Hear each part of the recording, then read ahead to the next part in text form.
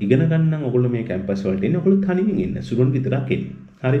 Family කරන් ඉන්න එපා. මොනි ආර්ථික අර්බුදය මොකද්ද? ඊළඟ දේශපාලනය මොකද්ද මේකේ තුල තියෙන? ඊපස්සේ මේ කාරණා දෙක මත පදනම් වෙලා මෙහෙට එන ශ්‍රී ලාංකික ජන සහ අසුනසට මේක බලපාන්නේ කොහොමද කියලා. ලංකාවෙන්දී ෆින්ලන්තේ ප්‍රශ්න පේන්නේ අපිට ලංකාවෙන්දී හිතෙන්නේ ලංකාව තමයි නරකම අනිත් හැම රටක්ම හොඳයි. ඒක නිසා මම මෙහි අයිතිකාරයෙක් නොවන බව මතක තබා ගන්න. මම ශ්‍රී ලාංකිකයෙක්. මම ආයිත් ශ්‍රී ලංකාවට. දැන් අපිට YouTube කරන්න උගන්වන ඕන කට්ටිය ඉන්නවා. මෙහි ජීවත් වෙන්න ඕන හැටි උගන්වන ඕන කට්ටිය ඉන්නවා. අපේ මිනිස්සුන්ගේ හැටි ඒක. අපි කොහෙ ගියත් හදන්නේ අනිත් මිනිස්සුන්ට උගන්වන්න. හරි. ඉතින් ඔන්න මේ ගොඩක් කට්ටිය කාලයක් තිස්සේ ඉල්ලපු වීඩියෝ එකක් කරන්න ජනවාරි 1 වෙනිදා අපේ වීඩියෝස් බලන ගොඩක් හිතවතුන් ඉන්නවා. ඉතින් ලංකාව පුරාම සහ ෆින්ලන්තෙත් ඉන්නවා සහ වෙනත් රටවල මගේ බොහොම හිතවතුන් කතා කරලා මැසේජ් දාලා කියන ගොඩක් ස්තුතියි YouTube channel එක බලනවට. මේක මගේ පැෂන් එක සහ මගේ ආසාව වෙනුවෙන් කරන YouTube channel එකක්. ඉතින් මේ channel එකේදී ඉස්සරින්ම මගේ අවංක අත්දැකීම් බෙදාගත්ත ඔයගොල්ලොත් එක්ක සහ ඉස්සරහට ඒ වගේ අත්දැකීම් බෙදාගන්න බලාපොරොත්තු වෙනවා. එහෙනම් අපි යමු කතාවට. මේ අපි දන්නවා මේ වෙනකොට ෆින්ලන්තයට එන්නේ එක. ඒ කියන්නේ අපි දන්නවා මේක මෙහෙම පටන් ගමුකෝ. අපි ලංකාවේ ඉන්න කෙනෙකුට පිට රටකට මයිග්‍රේට් කරනවා කියන එක සිහිනයක් ඕන ගොඩක් කෙනෙක්ගේ. මොකද ලෝකේ දකින්න ඕනේ. ලෝකේ දකින්න ආසාවක් තියෙනවා. මටත් ඉස්සර එහෙම තිබුණා. ඉතින් ඒකත් එක්ක ගොඩක් කට්ටිය ආසයි රටකට යන්න තමන්ගේ දරු පවුල එක්ක තමන්ගේ අධ්‍යාපනයට එක එක කාරණා වලට වයස් මට්ටම අනුව එක එක්කෙනාට ආසාවක් තියෙනවා මයිග්‍රේට් කරන්න. ඉතින් එහෙම වුණාම පහුගිය 2023 සහ 25 කාලය තුල ලෝ කොස්ට් එකට මයිග්‍රේට් කරන්න පුළුවන් වයස ප්‍රශ්නයක් නැති සහ ඒ කියන්නේ এডুকেෂන් ගැප් එක බලපාන්නේ නැති රටක් විදිහට ෆින්ලන්තය ජනප්‍රිය වෙලා තිබුණා. ඉතින් ඒ ජනප්‍රියත්වයත් එක්ක ෆින්ලන්තයට ලොකු ජනතාවක් ආකර්ෂණය ලැබුණා. ඉතින් ඒකත් එක්ක ෆින්ලන්තයට ගොඩක් කට්ටිය එමින් තිබුණා. විශේෂයෙන්ම ඕස්ට්‍රේලියාව සහ එංගලන්තයේ යම් ප්‍රශ්න නිසා ඕස්ට්‍රේලියාවේ යන හයි කොස්ට් එක නිසා සහ මේ තව කැනඩාවලත් යම් ගැටලු තියෙනවා කියලා කියන නිසා බොහොම පහසුවෙන් යන්න පුළුවන් රටක් විදිහට ෆින්ලන්තය ජනප්‍රිය වෙලා තිබුණා 23 ඉඳගෙන. මොකද මම 23 තමයි මෙහෙට ආවේ. ඉතින් මේ අද තොරතුරු ටික මම ඔයගොල්ලොත් එක්ක බෙදා ගන්න යන්නේ. මේක ඊටාම වැදගත් වෙයි. මේක සංඛ්‍යාත්මක දත්ත සහ යම් පොඩි රිසර්ච් එකක් කරලා තමයි මම මේ කරුණු ටික ඔයගොල්ලොත් එක්ක ඉදිරිපත් කරන්නේ. ෆින්ලන්තයේ 2026 තෝරගන්නව නම් මගේ හිතුමතීර නෙමෙයි මේ ෆැක්ට් ඇන්ඩ් ෆිගර්ස් එක මම ඔයගොල්ලන් ඉදිරිපත් කරන්න යන්නේ. මොකද්ද ඔයාගේ තීරණය ගන්න හිතන්න ඕන කරුණු කියන කාරණාව සම්බන්ධ විශේෂයෙන් යම් නීති රෙගුලාසි වෙනස් වෙමින් පවතිනවා. එකක් තමයි දැන් මේ 26 ඉන්න කට්ටියට යම් නීති ටිකක් වෙනස් වෙලා නැත්නම් වෙනස් කරන්න යනවා කියලා කියනවා.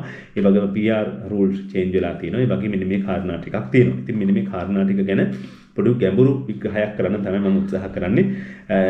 කරුණු ටිකක් හොයලා බලලා. ඉතින් මේ කරුණු යම් සැක සංකා තියෙන තැන් තිබුණොත් එහෙම ඔයගොල්ලන්ට පුළුවන් සර්ච් කරලා බලන්න. සහ මගේ අතින් මොන හරි වරදක් වුණොත් එහෙම ඒකත් කමෙන්ට් කරන්න කිසි ප්‍රශ්නයක් නැහැ. අපි සම්පූර්ණ මිනිස්සු නෙමෙයි.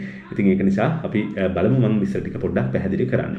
එතකොට දැන් මෙතනදී මම මූලික වශයෙන්ම මේ ෆින්ලන්තය ගැන කතා අලුත් PR rules ගැන කතා කරන අලුත් PR rules නෙමෙයි අලුතෙන් ඔය එන කට්ටියන් rules ගැන කතා කරන්න කලින් ෆින්ලන්තයේ වටපිටාව පොඩ්ඩක් ඔයගොල්ලන්ට පැහැදිලි කරන්නම්.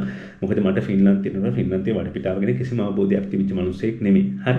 නමුත් දැන් මම උත්සාහ කරන්නේ ඔයගොල්ලන්ට අවබෝධය දෙන්න තමයි උත්සාහ කරන්නේ. එතකොට දැන් පළවෙනි කාරණාව තමයි රටක ඕනම දෙයකට ප්‍රශ්නයක් වෙන රටේ ආර්ථිකය. එතකොට දැන් ලංකාවේ ආර්ථිකය ගැන ඔයගොල්ලන්ට අදහසක් තියෙනවනේ මේ වෙලාවේ IMF යනවා බොහොම අමාරුවෙන් තමයි රට යන්නේ.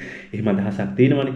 ඒ වගේ ෆින්ලන්තයේ ආර්ථිකය මොන වගේ තත්ත්වයකද ඉන්නේ කියන එක අපි පළවෙනි කාරණාව විදිහට බලමු. ඉතින් මේකට මම ෆැක්ට් ඇන්ඩ් ෆිගර්ස් ගොඩාක් ඔයගොල්ලන්ට ඉදිරිපත් කරන්න යන්නේ නැහැ. නමුත් අවශ්‍ය කාරණා ටිකක් ඉදිරිපත් කරන්න තමයි යන්නේ. ඉතින් දැන් ෆින්ලන්තයේ ආර්ථිකය ගත්තහම මේක ඇත්තටම සාමාන්‍යයෙන් ෆින්ලන්තයේ ආර්ථිකය මේ වෙනකොට යම්කිසි මන්දගාමී ස්වභාවයක තමයි තියෙන්නේ. ඒතර මේගොල්ලෝ සාමාන්‍යයෙන් ආර්ථික වර්ධන වේගය ගැන අදහසක් නිකන් තියෙනවානේ. ඒකට ආර්ථික වර්ධන වේගය දැන් ලෝකෙ දියුණුව මට මතක විදිහට ඉන්දියාවේදී කොහෙද මා වැරදි නම් නිවැරදි කරන්නේ 7% වගේ ආර්ථික වර්ධන වේගයක් තමයි මේගොල්ලෝ අපේක්ෂා කරන්නේ සහ ඒක ආසන්නයෙන් දැන් යනවා. අපේ රටේ ආර්ථික වර්ධන වේගය 4%කට ආසන්නයි කියලා මට මතක නැහැ. නමුත් එහෙම එකක් තිබුණානේ. ඒ වගේ මේ ආර්ථිකයේ වර්ධනය වෙන වේගය ගත්තහම 101ක් තමයි 2024 දී එක්ස්පෙක්ට් 101ක් තමයි 2024 දී තිබුණේ. එතකොට එක්ස්පෙක්ට් කරේ මේගොල්ලෝ. නමුත් 2025 වෙනකොට මේගොල්ලෝ 101ක් එක්ස්පෙක්ට් කරාට 0.2කින් තමයි ආර්ථිකය වර්ධනය වෙන්නේ. එතකොට සාමාන්‍යයෙන් ඒ වගේම තමයි 2026 දී ආර්ථික වර්ධන වේගය ඇස්ටිමේට් කරන්නේ 101ක් කියලා. ඉතින් අපි දන්නවා සාමාන්‍ය 101ක් කියන එක සාපේක්ෂව අඩු වගයක්. එතකොට මේ ආර්ථික වර්ධනය නවතින්න මොනවද බලපෑරි කියලා ඔයගොල්ලෝ හිතුවොත් එහෙම මගේ අදහස මගේ අවබෝධය සහ දැනීම අනුව පළවෙනි එක තමයි යුරෝපයේම යම්කිසි කලැප්ස් එක තමයි දැන් ඉන්නේ. යම්කිසි අභියෝග ගොඩක තමයි යුරෝපයේ ඉන්නේ. එකක් තමයි යුරෝපය රුසියාවත් එක්ක යම්කිසි යුද්ධයකට යුක්‍රේනිය සහ රුසියාව අතර ඇති වෙන යුද්ධය වෙනුවෙන් යුරෝපය විශාල මුදල් ප්‍රමාණයක් වැය කරමින් ඉන්නවා. ඒ මුදල් වැය කරන්නේ එක රටවල් වලින් දෙන මුදල් සහ යුරෝපා සංගමය මගින් තමයි අවසානයේ මුදල් වැය කරන්නේ. ඉතින් ෆින්ලන්තය ඒ යුරෝපා සංගමය වෙනුවෙන් යුක්‍රේන රුසියා යුද්ධය වෙනුවෙන් සැලකිලි මුදල් ප්‍රමාණයක් ඒගොල්ලෝ දෙනවා. ඒක එක කාරණාවක් විදිහට දකින්න පුළුවන්. ඒක නිසා විශේෂයෙන් රුසියාවෙන් පහසුවෙන් බොහොම පහසුවෙන් රුසියාවත් එක්ක ලොකු බෝඩර් එකක් මේගොල්ලෝ ෂෙයා කරගන්නවා. ඒකත් එක්ක ලොකු සහයෝගීතාවයක්, ඒ කියන්නේ මේකේ ශක්තිය, ඒ කියන්නේ බල ශක්තිය සම්බන්ධ විශේෂයෙන්ම තිබුණා. සහ මේ රුසියාව සහ ෆින්ලන්තය අතර සැලකිලි ආර්ථික ගනුදෙනු ගොඩක් තිබුණා. නමුත් මේ වෙනකොට යුරෝපයේ විසින්ම තමන්ගේ ගැලසෙන්න ගැනීමක් වගේ දෙයක් තමයි සමහර වර්තකථනය කරන්නේ. මේ විදිහට යුරෝපයේ විසින්ම යුරෝපයටම තහනම් පනවගෙන තියෙනවා රුසියාවත් එක්ක ගනුදෙනු කිරීම. ඉතින් මේ ආර්ථික වර්ධනයේ වේගය අඩු වෙන්න ගොඩාක් විශේෂ කාරණාවක් යුක්‍රේනිය සහ රුසියාව අතර ඇති වෙච්ච යුද්ධය. ඉතින් ඒක නිසා ඇත්තටම මේ වෙලාවේ ෆින්ලන්තයේ ඉන්නේ ආර්ථික අර්බුදයකට යන ගමන් තමයි මගේ ආර්ථික අර්බුදයකට ආසන්නයි වගේ තමයි. ඒකට හේතු සාධක මම කියන්නම්. එකක් තමයි ඒගොල්ලෝ ඇස්තමේන්තු කරන ලබන ආර්ථික වර්ධන වේගය විශේෂයෙන් ලබා ගන්න හැකියාවක් නැතිවීම. ඉතින් එතනදී විශේෂයෙන්ම ඔයගොල්ලෝ දන්නවා මේ පහුගිය දවස්වල ඩොනල්ඩ් ට්‍රම්ප් ජනාධිපතිතුමා කිව්වා මේ ඒ කියන්නේ ඒගොල්ලන්ගේ දළදේශීය නිෂ්පාදන 5% වෙන් කරන්න ඕන කියලා නේටෝ වියදම් සඳහා. ඉතින් දැන් මෙහි ඉන්න ජනාධිපති ඇලෙක්සැන්ඩර් ස්ටබ් සහ මේ ආණ්ඩුව ඒගොල්ලෝ 5% දක්වා වැඩි කරන්න උත්සාහ කරනවා ආරක්ෂක වියදම්. ඉතින් රටක ආරක්ෂක වියදම් වැඩි කරනවා කියලා කියන්නේ ජනතාවගේ එකතු කරන බදු මුදල් වලින් තමයි ඒවා වැය කරන්නේ. ඒකට බෙනිෆිට්ස් කපලා දාන්න සිද්ධ වෙනවා. එතකොට ඒ අනුව ඔයගොල්ලන්ට පැහැදිලි මේ වෙනකොට ඉන්න ස්වභාවය ගැන මම අදහසක් කිව්වේ. ඉතින් ඇත්තටම ඊට පස්සේ දෙවෙනි කාරණා තමයි මම කිව්වා ආර්ථික අර්බුදයක් ඇතිවීමෙන් තියෙනවා. පළවෙනි එක මොකද්ද? ඒ කියන්නේ 101ක් අපේක්ෂා කරත් ගිය අවුරුද්දේ 101ක් හම්බුනේ නැහැ. 0.2ක් තමයි තිබුණේ. 120 මේ 2026 දී මේගොල්ලෝ ඇස්තමේන්තු කරනවා 101ක ආර්ථික වර්ධන වේගයක්. ඉතින් අන්න එහෙම තමයි තත්ත්වය තියෙන්නේ. රයිට්. ඔය මේකට මූලික වශයෙන්ම බලපාපු කාරණා තමයි එකක් ෆින්ලන්තයේ ඉදිකිරීම සහ නිවාස ශාස්ත්‍රයේ ඉදිකිරීම ශාස්ත්‍රය පැත්ත පොඩ්ඩක් කඩා වැටලා තියෙනවා. විශේෂයෙන්ම ඊට පස්සේ ඒ වගේම යුරෝපීය පුරාම පවතින මම අර කියපු ආර්ථික මන්දගම. ඒක අපනයන අඩු වෙලා. දැන් මේගොල්ලෝ රුසියාවට සැලකුණු භාණ්ඩ ප්‍රමාණයක් අපනයනය කරා. දැන් මේ අපනයන සියල්ලම නැවතිලා තියෙනවා. ඒක නිසා මේගොල්ලන්ගේ ආදායම අඩු වෙලා තියෙනවා. ඒතර මේ ඒ අපනයන අඩු වීම, ඊළඟට ආරක්ෂක වේදම් වැඩි වීම, ඊළඟට මේ ඉදිකිරීම ශාස්ත්‍රයේ වගේ ශාස්ත්‍ර වල කඩා වැටීම මේ වගේ නිසා ඔක්කොම නෙගටිව් ඉම්පැක්ට් එකක් තමයි මේගොල්ලන්ගේ ආර්ථිකයට තියෙන්නේ. රයිට්? ඒක තමයි මූලික කාරණාව. ඒක තව ටිකක් ෆැක්ට් ඇන්ඩ් ෆිගර්ස් මම ඉදිරිපත් කරොත් එහෙම සාමාන්‍යයෙන් රජයේ ණය බර ගත්තාම පස්සේ මේගොල්ලන්ගේ ණය බර GDP එකෙන් හරි GDP එකෙන් 60% තමයි 2018. 60% 2018. 2023 දී 73ක් වෙනවා. රජයේ ණය බර GDP එකෙන් 73ක් බවට පත් වෙලා තියෙනවා.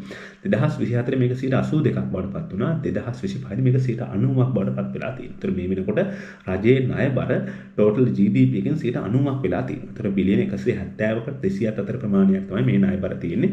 මම ඒ ගැන පොඩි ඒ ගැන තියන අදහසක් ගත්තොත් එහෙම එතකොට සාමාන්‍ය යුරෝපා සංගමයේ කියලා තියෙන්නේ ආරක්ෂිත ණය සීමාව total GDP එකෙන් 60%ක් කියලා. ඒ කියන්නේ ආරක්ෂිත ණය සීමාව මේ රටට තියෙන total GDP එකෙන් 60%ක් වගේ ණය වුණාට කමක් නැහැ කියලා තමයි තියෙන්නේ. ඒතකොට මේ වෙනකොට EU නැත්නම් EU country වල වේගයෙන්ම ණය බර වැඩි වෙන රටක් විදිහට තමයි ෆින්ලන්තය දැන් තියෙන fact and figures අනුව තියෙන්නේ. ඔයගොල්ලෝ මේව හොයලා බලන්න පුළුවන්.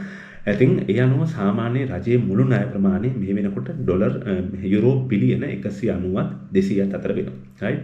එතකොට 200 අතර වෙනවා. ඒ කියන්නේ සාමාන්‍යයෙන් මෙහි ඉන්න ජනගහනය මිලියන 5.6 මිලියන 5.6 එතකොට මිලියන 5.6 හරි. එතකොට මිලියනයක් කියලා කියන ලක්ෂ 10ක් නේ. ඒක ලක්ෂ 56ක් වගේ තමයි මේ ජනගහනය ඉන්නේ. ඒකට සාමාන්‍ය මේ වෙනකොට මෙහි ඉන්න එක පුරවැසියේ යුරෝ 35000ක වගේ ණය බරකින් ඉන්නවා දරුවන් ඇතුළු. ඒතකොට මෙන්න මේක තමයි දැන් මේ ෆින්ලන්තයේ තියෙන කතාව. එතකොට ඔයගොල්ලන්ට තේරෙනවා මොකද්ද මේකේ තියෙන වටපිටාව. මේකට හේතු ටික ඔයගොල්ලන්ට අදහසක් ඇති. එතකොට ඊළඟට තියෙන ප්‍රශ්නේ තමයි හරි. දැන් අපි බලමු මේ නීති ටෆ් වෙනවා කියලා කියන්නේ මොකද්ද කියන එක. දැන් ඊළඟට ණයක් ගත්තාම පොලිය ගෙවන්න එපා. ඒතකොට බිලියන 190ක් 200 අතර ප්‍රමාණයක් ණය කියලා කියන්නේ මේ ණය වලට පොලිය ගෙවන්න ඕනේ. ඉතින් පොලිය ගෙවන්න ගියාම සාමාන්‍ය 2021 දී පොලිය ගෙවීම සාමාන්‍යයෙන් යුරෝ බිලියන 1කට වඩා අඩු ප්‍රමාණයක් තමයි පොලිය ගෙවන්න තිබුණේ. right? හැබැයි 2024 බිලියන යුරෝ බිලියන 3ක් පොලිය ගෙවන්න තියෙනවා. 2026 දී බිලියන 4ක් 5ක් අතර ප්‍රමාණයක් පොලිය ගෙවන්න තියෙනවා. ණය වලට පොලිය ගෙවන්න තියෙනවා. ඔයගොල්ලන් හිතනවා නේද? යුරෝ 200 බිලියන් 200 ගණක් ණය වුණාම මේ වෙනකොට මේ අවුරුද්ද ගෙවන්න තියෙනවා. එතකොට යුරෝ බිලියන 4ක් 5ක් අතර ප්‍රමාණයක්. රයිට්. එතකොට අපේ මම හිතන්නේ රටේ මට මතක විදිහට ලංකාවේ සංචිත තියෙන්නේ යුරෝ බිලියන ආසන්න ඩොලර් බිලියන 5ක් වගේ නේද? මට මතක විදිහට 5ක් 4ක් අතර ප්‍රමාණයක් මේ වෙනකොට තියෙනවා කියලා. ඉතින් ඒ ආසන ප්‍රමාණයක් තමයි අපිට මෙහෙන රටේ ණය පොලි වාරික ගෙවන්න තියෙනවා. රයිට්. ණය පොලි වාරික කියන්නේ ඒ වගේ ප්‍රමාණයක් ගෙවන්න තියෙනවා. එතකොට එහෙනම් ඔයගලන්ට අදහසක් තියෙනවා මේ ණය පොලි වාරික ගෙවන්න ගියම මේ මුදල් එන්නේ කොහෙන්ද? ඒ මුදල් එන්නේ වෙන කොහෙමුණත් නෙමෙයි මේ රටෙන් වෙන අපනයන වලට සහ මේ රටෙන් සපයන සේවාව සඳහා මේ රටේ ආදායම. රජයට ආදායම වෙන මූලික ක්‍රම තියෙනවානේ බදු වලින් තමයි ආදායම එන්නේ. ඉතින් ඇත්තටම ෆින්ලන්තේ ඉහළම බදු ගෙවන රටක්. හරි ජනතාවගෙන් ලොකු බදු ප්‍රමාණයක් ගන්නවා. අපි ගන්න භාණ්ඩ වල සාමාන්‍ය 25% වගේ ප්‍රමාණයක ටැක්ස් එකක් එකතු වෙනවා. මොකද අපේ සැලරි වලින් 15% ඉඳගෙන ලොකු 40 දක්වා වෙන ප්‍රමාණය ලොකු ටැක්ස් බාරාසයක යනවා. ඉතින් මේ විදිහට හැම ට්‍රාන්සැක්ෂන් එකකම ටැක්ස් එකතු කරනවා. ඒ කියන්නේ මේ රටේ කිසිම දෙයක් අපිට ටැක්ස් ගෙවන්න නැතුව කරන්න බෑ. මම ලැප්ටොප් එකක් ගත්තත් මම GoPro එකක් ගත්තත් මම කෑමක් කෑවත් මේ හැම ගනුදෙනුවක්ම වෙන්නේ ටැක්ස් එකක් හරහා. ඒක නිසා ලොකු ටැක්ස් ප්‍රමාණයක් එකතු කරනවා. එතකොට මේ එකතු කරන ටැක්ස් එකෙන් තමයි මේ රජය පවත්වාගෙන යන්නේ. එතකොට මේ රජය පවත්වාගෙන යනකොට දැන් එතකොට එහෙනම් රජයක් විසින් මේ රැස් කරන ආදායම් බදු වශයෙන් ගන්න මුදල් මොනවටද වැය කරන්නේ? අධ්‍යාපනය, සෞඛ්‍ය සහ සමාජ ආරක්ෂණය තමයි මේවා වැය කරන්නේ. ඒතකොට මේ කාරණා වැය කරන්නේ. ඒතකොට දැන් රජය විසින් එකතු කරන බදු ආදායම වැඩි ප්‍රමාණයක් පොලිය වශයෙන්, ණය පොලිය වාරික වශයෙන් ගෙවන්න උනහම මේගොල්ලන්ට සිද්ධ වෙනවා අධ්‍යාපනය, සෞඛ්‍ය සහ සමාජ ආරක්ෂණයට තියෙන මුදල් ප්‍රමාණය අඩු කරන්න. ඉතින් මේ වෙනකොට ෆින්ලන්ත රජයෙන් මේ මුදල් ප්‍රමාණය, ඒ කියන්නේ වැය කරන මුදල් ප්‍රමාණය අඩු කරන්න තමයි කටයුතු කරවෙන්නේ. මොකද ඒගොල්ලන්ට ආරක්ෂක වේදම් අඩු කරන්න හැකියාවකුත් නැහැ. ඒ වගේම ණය පොලි වාරික ගෙවන්න නැතුව ඉන්න විදිහකුත් නැහැ. ඉතින් ඒක නිසා මේගොල්ලෝ මෙන්න මේ වගේ ප්‍රශ්නක තමයි දැනට ඉන්නේ. ඉතින් ඒක නිසා තමයි මේ ප්‍රශ්න වලට මූලික දේ බවට පත් වෙන්නේ. හරි. එතකොට ඊට පස්සේ රජයේ විදම් කපා හරින්න තමයි මේගොල්ලෝ හදන්නේ. ඉතින් දැන් මෙතනදී මේ වෙනකොට පවතින රජය, දැන් මේ අගමැති ප්‍රමුඛ රජය ගත්තාම මේක විශේෂතාවයක් තමයි මේ රික්කා පේරු කියලා කියන්නේ. රික්කා පේරු. එයා තමයි මේ ෆිනිෂ් පාර්ටි එකේ. දැන් මෙහෙත් ඉන්නවා රජයන්. මම මේ දෙවෙනි කාරණාවට යන්නේ. දැන් අපි කතා කළා මොනින් ආර්ථික අර්බුදය මොකක්ද කියන එක ෆින්ලන්තේ තියෙන. දෙවෙනි එක තමයි දේශපාලනය. මේ කරන දේශපාලනය මොකක්ද කියන කාරණාව. හරි. දේශපාලනය. හරි.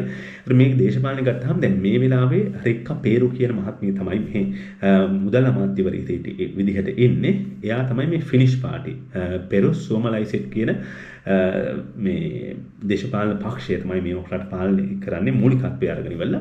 ඒතර මේගොල්ලෝ අන්ත දක්ෂිණාංශික පක්ෂයක්. හරි. ඒ කියන්නේ මේගොල්ලන්ගේ අන්ත දක්ෂිණාංශික පක්ෂයක්. ඒ රටේ ජනතාව ගැන තමයි හිතන්නේ. මේගොල්ලෝ යුරෝපයේ හැම රටකම වගේ අන්ත දක්ෂිණාංශික පක්ෂ වලට බලය හොමාරු වෙලා තියෙනවා. මේ රටේ දැන් බලය හොඹවන්නේ අන්ත දක්ෂිණාංශික කට්ටියක්. ඒ කියන්නේ මේගොල්ලෝ හිතන්නේ දැන් අපේ ලංකාවේ අපි ශ්‍රී ලාංකිකයෝ ප්‍රමුඛ හරි එහෙම කියනවනේ. ඒ වගේ තමයි.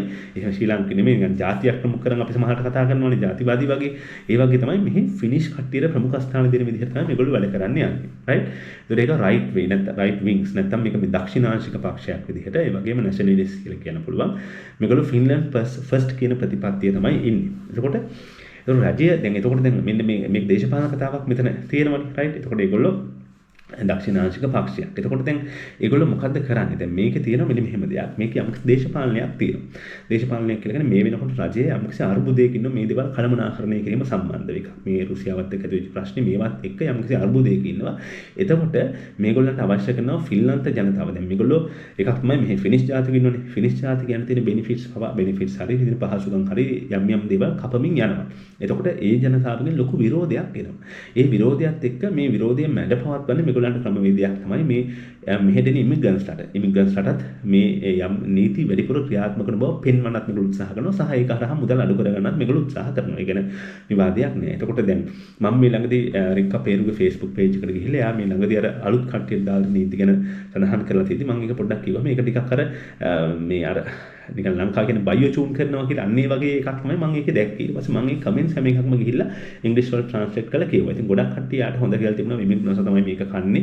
එහෙම කරන හැබැයි ඒ අතර කමෙන්ට්ස් කීපයක් තිබ්බා බොරු කියන්න එපා. ඕගොල්ලන්ගේ පාලනීය තියෙන ප්‍රශ්න මේ ප්‍රශ්න ඕගොල්ලන්ගේ තියෙන නොහැකියාව වහගන්න ඕගොල්ලෝ ඉමිග්‍රන්ට්ස්ට ඔක්කොම දාන්න එපා. ඕගොල්ලෝ හරියට අනිත් ඒවාට ගැටලු ඉමිග්‍රන්ට්ස්ලාද මේ ප්‍රශ්න විතරක්ම අනිත් ඒවාට ගැටලු කියලා ඒ වගේ කමෙන්ට්ස් කිහිපයක් තිබ්බා. ඒකෝට මෙතනදී යටිබිම්ගත දේශපාලනයක් වෙනවා. එකක් තමයි මෙහි ඉන්න ජනතාවට මේගොල්ලෝ හේතු ගන්නවා මේ ආර්ථික ප්‍රශ්න ඔක්කොම ඉන්නේ ඉමිග්‍රන්ට්ස්ලා නිසා කියලා. ඉමිග්‍රන්ට්ස්ලා ආවහම ඒගොල්ලන්ට සෝෂල් බෙනිෆිට්ස් දෙන්න වෙනවා. ඒක නිසා තමයි මේ ප්‍රශ්නේ එන්නේ කියලා ඒගොල්ලෝ කියනවා. මොකද අර යුද්ධයට සල්ලි වියදම් කරනවා මේ සම්බාධක දැම්ම නිසා මේවා වුණා. ඒතර ඒ වගේ දේවල් කියනකට වඩා ලේසිම ක්‍රමය තමයි ඉමිග්‍රන්ට්ස් අපිට මේක පටවන එක. රයිට්?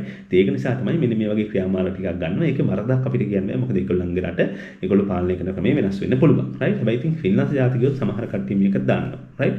එතකොට මේක ඇතුලේ රෙක්කා පේරු ඇතුළු මේ ෆින් පාටි එක ඒගොල්ලෝ මේක ෆින්ලාන්තයේ ජනතාව ප්‍රමුඛ කරගත්තු ජාතිකවාදී ජාතිවාදී කියලා මම දන්නේ නැහැ. කොහොමද ජාතිකවාදී වෙන්නේ නැති ජාතිකවාදී විදිහට තමයි මේගොල්ලෝ පාලනය අරගෙන යන්නේ. ඒකෝල ඒ ජාතිකවාදී නැත්තම් ඒ ජනතාවට හේතු ගන්නන්න ඉමිග්‍රන්ට්ස්ට අපි ලේසියෙන් මෙහෙ සෙටල් වෙන්න දෙන්නේ නැහැ, එන්න දෙන්නේ නැහැ. ඕගොල්ලන්ගේ සල්ලි. ඒගොල්ලෝ කියන දැන් මේගොල්ලෝ හදන දෙයක් තමයි අපේ ලංකාවේ කට්ටියක් කියනවා ජනතා ෆින්ලාන්තේ ජනතාවගේ බදු මුදල් වෙන රටවල එන මිනිස්සුන්ව පාලනය කර මේ වෙන රටවල එන මිනිස්සුන්ට වේදම් කරන්නේ නැහැ කියලා පෙන්වන්න තමයි මේගොල්ලෝ දැන් උත්සාහ කරන්නේ. ඒතර ඒක තමයි මෙතන යන්නේ ඇත්ත කතාව. එතකොට ඒක නිසා ඒ වගේ දේශපාලනිකුත් මෙතන තියෙන බව නිරීක්ෂණය කරන්න පුළුවන්. ඉතින් උන් ඕක තමයි කතාව. එතකොට මේක මේගොල්ලෝ මූලික වශයෙන් උත්සාහ කරන සංක්‍රමණය දෙන දීමනා සීමා කරන හදන රජයේ වියදම් අඩු කරන්න තමයි බලන්නේ. ඒ වගේම මේක ඡන්ද පදනම රැක ගන්නත් යම් අරමුණක් තියෙනවා. මොකද ඉස්සරහට ඡන්දයක් එනකොට ඡන්ද පදනම රැක ගන්න එපා. මේගොල්ලෝ කරපු දෙයක් පෙන්වන්න එපා. එහෙම දෙයක්ත් මෙතන තියෙනවා. රයිට්? එතකොට ඔන්න ඕක තමයි කතන්දරේ අපිට පැහැදිලි කරන්න පුළුවන්. රයිට්? අපි ආර්ථික වර්ධන වේගයෙන් කතා කරා, ණය ගැන කතා කරා. ඊපස්සේ මේගොල්ලෝ මේ ෆිනිෂ් මේ රික්කා පේරු ඇතුළු ෆින් පාටියකේ දක්ෂිණාංශික දේශපාලනික වැඩපිළිවෙලේ කොටසක් විදිහට මේක පැහැදිලි කරන්න අපිට හැකියාව ලැබුණා. රයිට්? ඉතින් අපිට වරදක් අපිට අදහස් දක්වන්න තිබුණා. අපිට හරිද වැරදිද කියලා ඔයගොල්ලන්ට කමෙන්ට් කරන්න පුළුවන්. මම මේ කරන්නේ මේ මම හොයාගත්තු දත්ත ටික ඔයගොල්ලොත් එක්ක බෙදා ගන්න. ඒකට ඔයගොල්ලන්ට අවබෝධයක් තියෙනවා දැන් ෆින්ලාන්තයේ ආර්ථික තත්ත්වය මොකද්ද? මේ වෙනකොට ෆින්ලාන්තයේ තියෙන දේශපාලනික තත්ත්වය මොකක්ද කියන එක. රයිට්? එතකොට තමයි කාරණා දෙක. එතකොට ඔන්න ඔය ප්‍රශ්න, ඒ කියන්නේ ඔය සන්දර්භයන් දෙක තුල තමයි අපිට ඊළඟ ප්‍රශ්නට යන්න වෙන්නේ. අපිට එකපාරට ඉමිග්‍රන්ට්ස්ලා ගැන අපිට වෙනස් වෙන නීති ගැන පැහැදිලි කරන්න හැකියාවක් නැහැ. රයිට්? හරි. දැන් තමයි කාරණාවට ඔන්න අපි එන්නේ. රයිට්? දැන් අපි බලමු මොකද්ද කාරණාව. දැන් එතකොට දැන් මේ දක්වා 2023 අපි එනකොට කිසි ප්‍රශ්නයක් තිබුණේ. අපි හැබැයි බෙනිෆිට්ස් ගැන මොකක්වත්ම දැනගෙන හිටියේ නැහැ. අවශ්‍ය වෙන මුදල් අරන් වෙද්දී හැබැයි මෙහෙට ආවට පස්සේ කතාවක් කිව්වා මෙන්න මෙහෙම එකක් දෙනවා. රස්සාවක් හොයාගන්න කියලා පස්සේ ඒක ලියාපදිංචිලා මමත් බෙනිෆිට්ස් ගත්තා. මෙහෙන කට්ටිය බෙනිෆිට්ස් ගත්තා. රයිට්? ඒක අරගෙන වියදම් අපි යම් කාලයක් සවරි වුණා. ඊට පස්සේ අපි ජොබ් එකක් කරනවා. දැන් ඒක මම ගන්න හැම භාණ්ඩයකටම මගේ සැලරි එකකින් මම හැම දෙයකින්ම ටැක්ස් ගෙවනවා. එතකොට ඉන් රිටර්න් රජය මට වියදම් කරා යම් මුදල් ප්‍රමාණයක් මම වීඩියෝ එකක් කරා ෆින්ලාන්තයේ ස්තුතියි කියලා කලින් මතක ඇති. ඒ වගේ දැන් මම රජයට ගෙවනවා. මම වාහනයක් ගත්තා. ඒ වාහනේට ටැක්ස් එකක් ගෙවනවා. මම තෙල් ගහනවා. තෙල් වල ටැක්ස් එකක් 25ක් ගෙවනවා. මම කෑම කනවා. ඒකට ටැක්ස් එකක් ගෙවනවා. මගේ පැඩියෙන් වෙනම ටැක්ස් එක ලොකු ටැක්ස් එකක් මම ගෙවනවා. එතකොට යම් කාලයක් යනකොට ඒ රජය මට වියදම් කර මුදල් ප්‍රමාණයට වඩා වැඩි බදු ආදායමක් මම රජයට දෙනවා. ඒක තමයි හැටි. ඒකට එහෙම තමයි ආර්ථිකයක් ක්‍රියාකාරී වෙන්නේ. ආර්ථිකයක් ක්‍රියාකාරී වෙන්න නම් මේ විදිහට මිනිස්සු රක්ෂා කර බදු ගෙවන්න එපා. ඒක තමයි හැටි. ඒකට ඒක තමයි කතාව. රයිට්? හැබැයි මේ වෙනකොට දැන් මේ රජයේ දත්ත අනුව දැන් අපි අපේ පැත්තට එමුකෝ. දැන් ඔන්න ෆින්ලාන්තයේ ඇත්ත කතාව කිව්වා. ඊට පස්සේ දැන් මේ පැත්තට ගත්තාම අපේ පැත්තෙන් අපි කියන්නේ මේ ෆින්ලාන්තයට එන ඉගෙන ගැනීම සඳහා එන දැන් එකක් තමයි මේ ඉගෙන ගන්න මේගොල්ලෝ අධ්‍යාපනයේ වෙළඳ භාණ්ඩයක් විදිහට පිටරට කටියට විකුණලා මේගොල්ලෝ සල්ලි හොයන තමයි මේක කරන්නේ. ඒක කිසිම ප්‍රශ්නයක් නෑ. හරි ප්‍රශ්නයක් නෑ. මේ එහෙම තමයි වෙන්නේ. හැබැයි ඒකට ඒගොල්ලෝ දැකපු නැති පැත්තක් තමයි දැන් අපි වගේ අපි අපේ සිහිනේ රටකට යනගෙන අපි කරන්නේ මොකද්ද? අපි හැමෝම කරන්නේ බොරුවක්නේ සමහර වෙලාවට ඇත්ත කතා කරොත් එහෙම සමහර කියන්නේ ඇත්තටම ඉගෙන ගන්න ආශාව තියෙන පොඩි පිරිසක් ඉන්නේ. ඒකට Tamanට ඉගෙන ගන්න ආශාවක් නෙමෙයි රටකට යන්න ඕනේ. ඒක නිසා ඉගෙන ගන්න එක මූලිකත්වයෙන් දාලා අපි ඉගෙන ගන්න ඇවිල්ලා ෆැමිලි එකත් එක්ක වෙලා මෙහි සිල්ලුන එක තමයි අපේ මිනිසුන්ගේ අරමුණ. අපි කිව්වහම සිංහල මේ ශ්‍රී ලාංකිකයෝ විතරක් නෙමෙයි ඉන්දියන් ජාතිකයෝ කොයි රටේත් ඕක තමයි වෙන්නේ. එංගලන්තයට ගියත් ඕස්ට්‍රේලියාවට ගියත් ඔහොමද මයිග්‍රේට් කරන්න පුළුවන්. එතකොට දැන් මේගොල්ලෝ ඇනලයිස් කරපු විදිහට තියෙන ප්‍රශ්නේ තමයි ශ්‍රීලංක කෙනෙක් යුරෝ 9000ක් විතර ගෙවලා ආවහම පස්සේ මෙහෙට ඉගෙන ගන්න. ඊට පස්සේ එයා අරගෙන එනවා ෆැමිලි එක. ෆැමිලි එක අරගෙනහම මේ ෆැමිලි එකේ ළමයින්ට ඊට පස්සේ සහ ස්පවුස්ට මේගොල්ලන් ගත්තාම අන්එම්ප්ලොයිමන්ට් බෙනිෆිට් එක නැත්නම් කෝස් උගන්වන්න ළමයින්ට බෙනිෆිට්ස් ළමයින්ට ඉගෙන ගන්න කරන්න විදන්. එතකොට මේගොල්ලන්ට පෙරුණා මේ එක්කෙනෙක් ගෙනාවහම තව සමූහයක් වෙනටම එක්කෙනෙක්ගෙන් ලැබෙන ආදායමට වඩා අනිත් කට්ටියන වියදම් වැඩි. ඒක නිසා දැන් මේ දත්ත මොකද 23 ඉඳන් මේක ක්‍රියාත්මකනේ 23 24 25 මේ දත්ත ඇනලයිස් කරාම මේගොල්ලන්ට පේන දෙයක් තමයි දකුණු ආසියාවේ රටවල් ඉන්දියාව, බංග්ලාදේශය සහ ශ්‍රී ලංකාව වගේ රටවල් ලොකු ප්‍රමාණයක් මෙහෙට එනවා. ඒත් ඒගොල්ලන් නඩත්තු කරන්න රජය මගින් වියදම් කරන මුදල් ප්‍රමාණය වැඩි කියන කාරණාව සංඛ්‍යාත්මකව මේගොල්ලෝ හොයාගෙන තියෙනවා. ඉතින් ඒක නිසා තමයි මොවුන් දැන් මේ සඳහා සීමාවක් දාන්න යන්නේ. ඒක තමයි කතාව. රයිට්? මේ සඳහා සීමාවක් දාන්න යනවා. යම් සීමා තද කරන ස්වභාවයක් තියෙනවා. ඒකට බලපාපු අර මම කියන කාරණා ආර්ථිකය, දේශපාලනය මත පදනම් වෙච්ච කාරණාවක් තමයි මෙතන දින්නේ.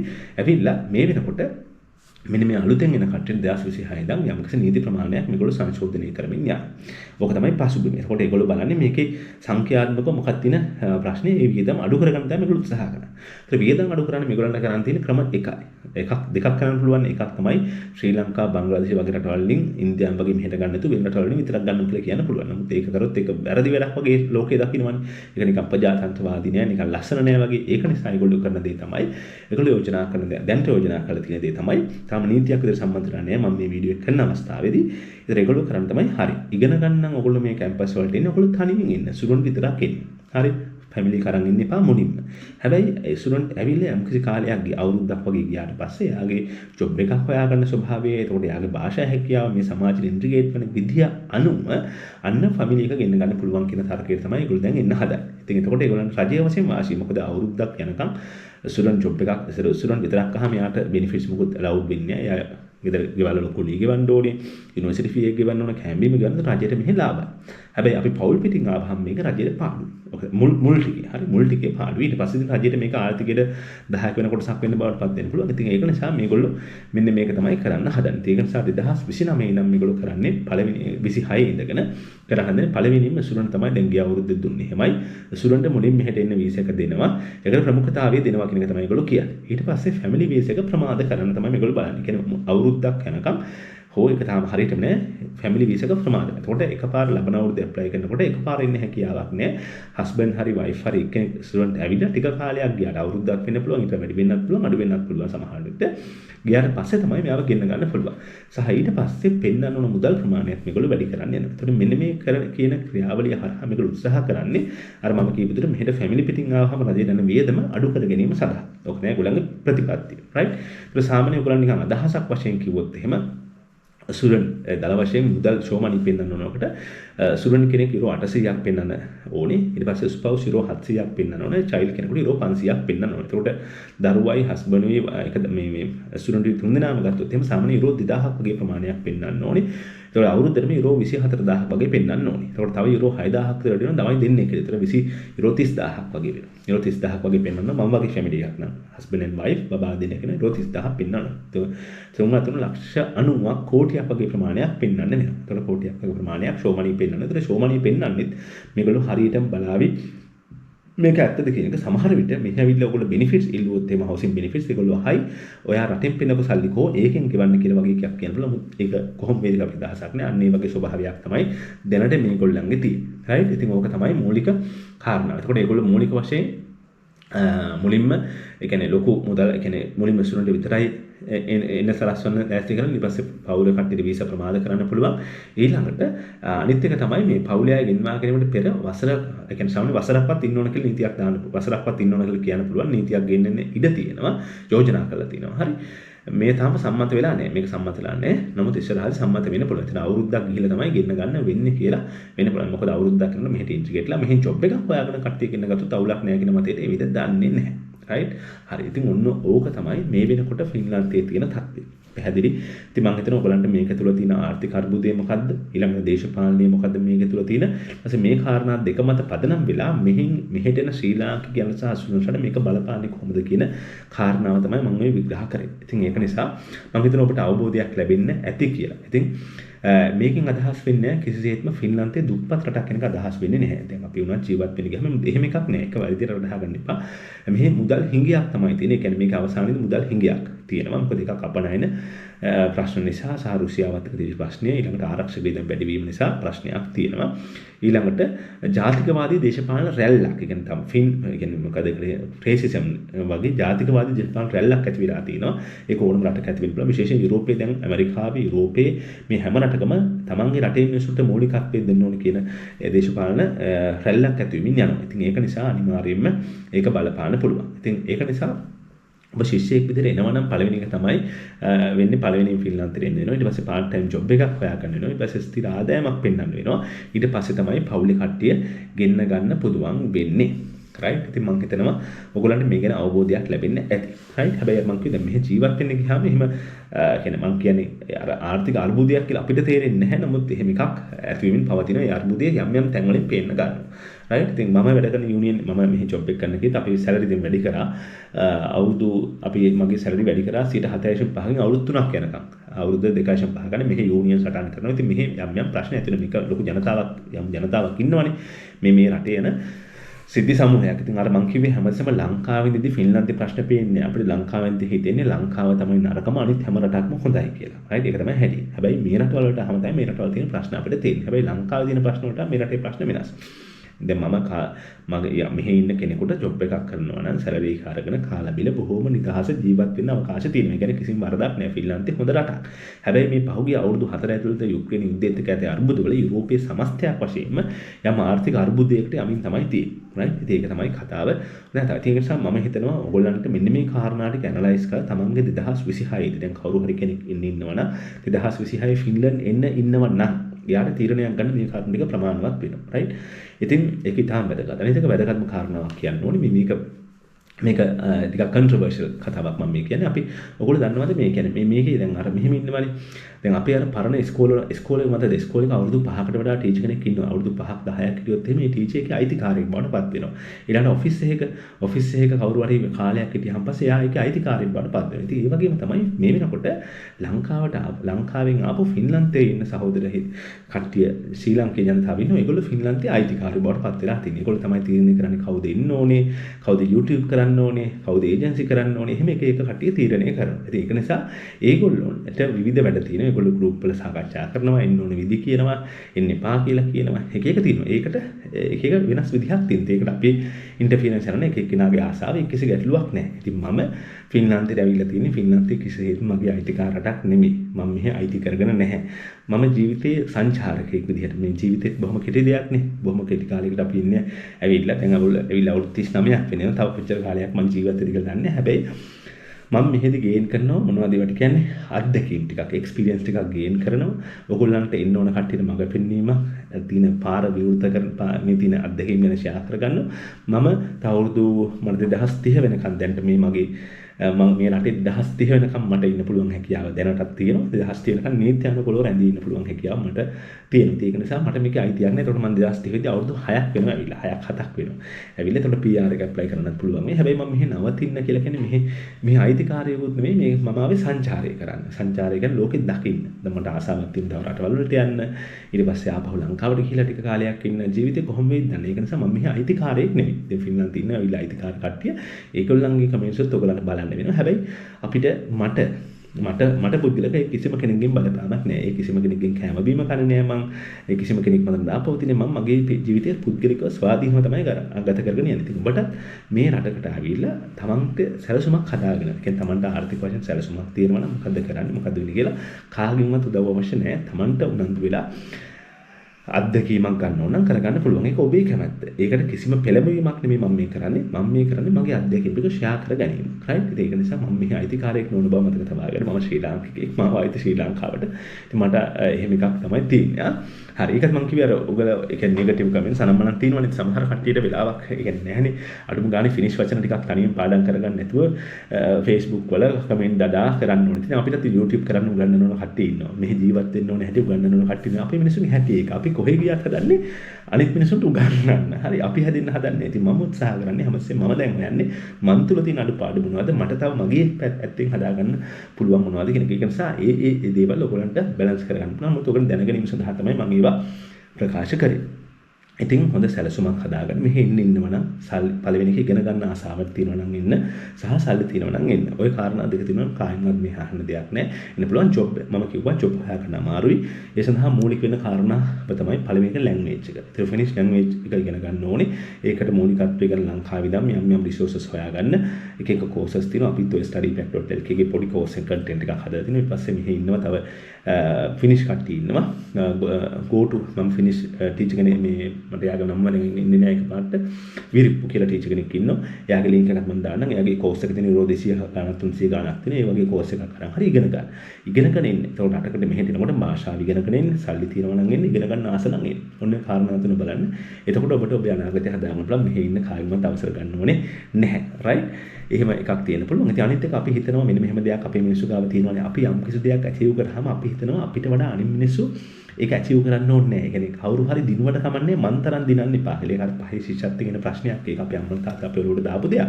අපි හැමසම අනිත් එක්කනම් පල්ලෙහාට දාගෙන තමයි උත්සාහ කරන්නේ. ඒකනේ ප්‍රශ්න ගොඩක් එන්නේ. ඒතර අපි achieve කරපු දේ තව කෙනෙක් achieve කරන්නේ නැහැ. නැත්නම් අපි ලොකු කට්ටක් කෑවේ ඒ කලින් කටියට කන්න බෑ. ඒ වගේ තියෙනවනේ. එහෙම එකක් නැහැ. ජැක්සන් ඇන්තනි කියපු කාරණාව තමයි මම විශ්වාස කරන්නේ. මොකද්ද? කිසිවක් සිදු නොවි අවසන් නොවන්නේ සියල්ල සිදුවීමින් පවතී. මම මත නෙමෙයි ලෝකෙ මිනිස්සු මං හිටියත් ජීවත් වුණත් ලෝකෙ පවතිනවා. ඔබ හිටියත් නැති වුණත් ලෝකෙ පවතිනවා. ලෝකෙ සිද්ධීන් වෙනවා. අපිට ඒව නවත්තන්න බෑ. අපි වෙල මේ ධම්බලේ පොඩි පුරුකක් විතරයි. ලෝකෙ පවතිනවා. ඔබේ සිහිනය ඔබට හඹාගෙන යන්න පුළුවන්. මගේ සිහිනය මට හඹාගෙන යන්න පුළුවන්. ජීවිතේ ඔයගලන්ට ඕන විදිහට ඉස්සරහට අරගෙන යන්න පුළුවන්. ඉතින් මේ අලුත් අවුරුද්දේ ඔන්න ඔය ටික තමයි ෆින්ලන්තේ එන්න කට්ටියට කියන්න මට තියෙන්නේ. මේක ඇත්ත කාරණා. මේ සම්බන්ධ රිසෝසස් මම හොයලා බලලා තමයි මේ ප්‍රකාශ ටික කරේ. ඔයගලන්ට යම් කිසි මේක මගේ අතින් වරදක් වුණා නම් පාලින් කමෙන්ට් කරන්න. මට හොඳ කියලා කමෙන්ට් කරන්න පුළුවන්. බැනලා කමෙන්ට් කරන්න පුළුවන්. ඒක කරන්න පුළුවන්. කිසි ප්‍රශ්නයක් නැහැ. යස අර තින්නේ නින්දා ප්‍රශංසා ලාභ අලාභ යස අයස ඔක තියෙනවා නේද? ඒක නිසා කිසි අටලෝ දහමනේ. තියෙන කිසි ප්‍රශ්නයක් නැහැ. ඕගොල්ලන් කොහොම හරි මේ වීඩියෝ එකකින් කරුණු ටිකක් තේරුම් ගත්තා නම් ඕගොල්ලෝ ගන්න තීරණයට යම් බලපෑමක් කරනවා. මම මෙතන උත්සාහ කරන්නේ ෆින්ලන්තේ 26 එක හොඳයි කියන උත්සාහ කරන්නේත් නැහැ. හොඳ නැහැ කියන උත්සාහ කරන්නේත් නැහැ. මම මෙහි ජීවත් වෙන කෙනෙක් විදිහට මේක තියෙන ෆැක්ට් ඇන්ඩ් ෆිගර්ස් ඔයාලට පැහැදිලි කරපු එක තමයි කරන්නේ. එහෙනම් ඔයාලගේ අදහසත් පහලින් අනිවාර්යෙන් කමෙන්ට් කරන්න. බැනලා හරි හොඳ කියලා හරි නැත්නම් තව මම අතින් නොකියවිච්ච දේවල් තියෙනවා ඒවත් කමෙන්ට් කරන්න. කමෙන්ට් කරලා ඉවරලා ප්‍රචාර දක්වන්න කියලා ආරාධනා කරනවා. එහෙනම් තවත් දවසක මේ වගේ වීඩියෝ එකක් හම්බෙමු. ගිහිල්ලා එන්නම් හැමෝටම ජය වේවා.